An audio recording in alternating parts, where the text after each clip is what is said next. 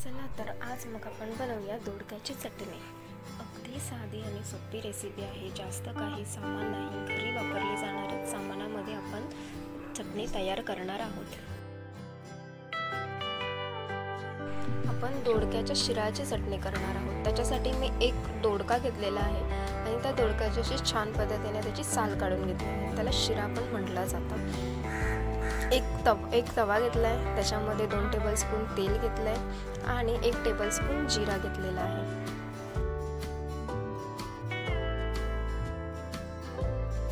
त्यानंतर त्यामध्ये आपण दोडक्याच्या शिरा जे काही आपण साली मगाशी काढल्यात त्या आपण टाकणार आहोत आणि साली सकट आपण ते परतणार आहोत।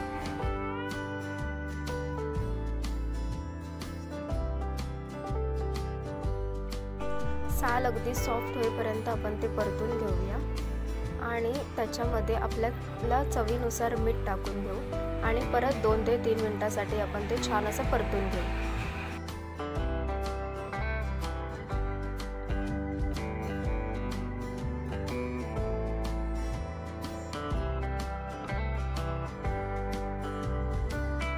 छान असं परतून झालं की गॅस बंद करून आपण ते थंड होण्यासाठी बाजूला ठेवून देऊया।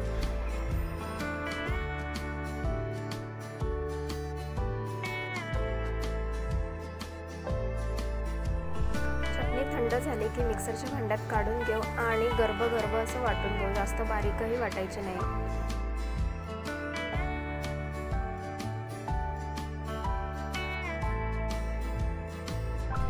तव्यामध्ये आपण 1 टेबलस्पून तेल टाकू आणि परत हे जे आपण वाटण केले ते टाकून घेऊ आणि 5 मिनिटांसाठी चांगलं असं खरपूस भाजून घेऊया।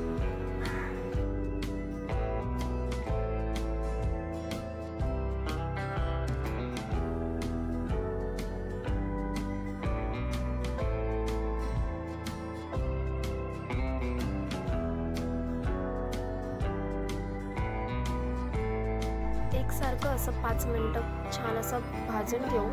जोपर्यंत त्याचा रंग चेंज होत नाही तोपर्यंत असं खरपूस भाजून घेऊया आणि 5 मिनिटातच आपली चटणी रेडी आहे खाण्यासाठी।